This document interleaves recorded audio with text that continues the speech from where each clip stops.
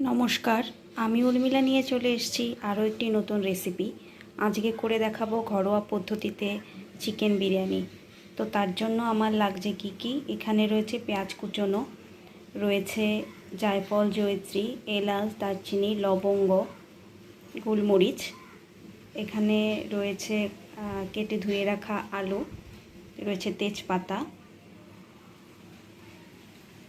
আর এখানে রয়েছে ধুয়ে রাখা চিকেন। তো চিকেনটাকে আমি প্রথমে একটু ম্যারিনেট করে নেব। আর এখানে দিয়ে রেখেছি পেঁয়াজ, রসুন, আদা পেস্ট করে রাখা যে রসটা, সেটাকে আমি এখানে করে নিয়েছি। সামান্য নুন হলুদ দিয়ে আমি প্রথমে আলুটাকে ভেজে নেব। এখানে আলুগুলো ভেজে উঠিয়ে নিয়েছি। আর এখানে নিয়ে নিয়েছি কিছুটা খোয়া ক্ষীর গ্রেট করে নিয়েছি। এখানে রয়েছে গোলাপ জল, কেওড়া জল, রয়েছে মিঠা আতর। তো কড়াইতে দিয়ে দেব আমি এলাচ, দারচিনি, তেজপাতা, গোলমরিচ, দিয়ে দেবো পেঁয়াজ।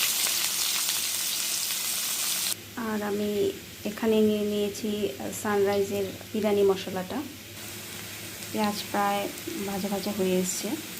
আর আমি এখানে নিয়ে নিয়েছি ভিজিয়ে রেখেছি বাসমতির যে চালটা, সেটাকে আমি ভিজিয়ে রেখেছি।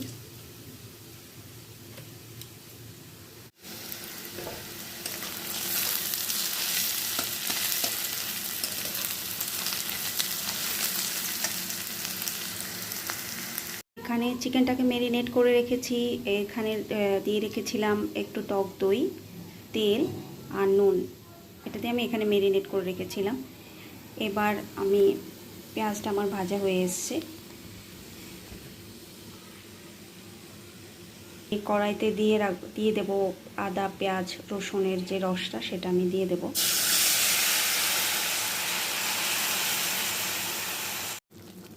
আর এখানে আমি ইউজ করছি শুকনো লঙ্কা করে রাখা পেস্ট।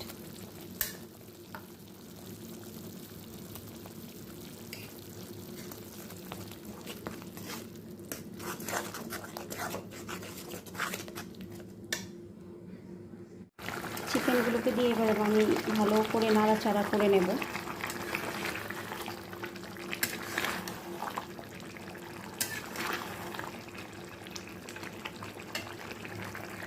এখানে এবার আমি দিয়ে দেবো আলুগুলোকে দিয়ে দেবো। এবার আমি ঢাকা দিয়ে চিকেনটাকে সেদ্ধ করে নেব। এতে আমি কিছুটা বিরিয়ানি মশলা অ্যাড করে দেব।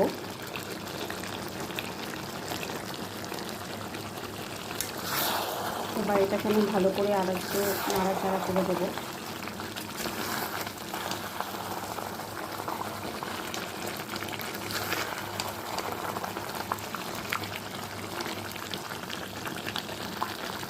চিকেনটা হয়ে এসছে, আমি ভাতটাকে বসিয়ে দেব। এতে দিয়ে দিয়েছি তেজপাতা, এলাচ, দারচিনি, লবঙ্গ, জয়িত্রী।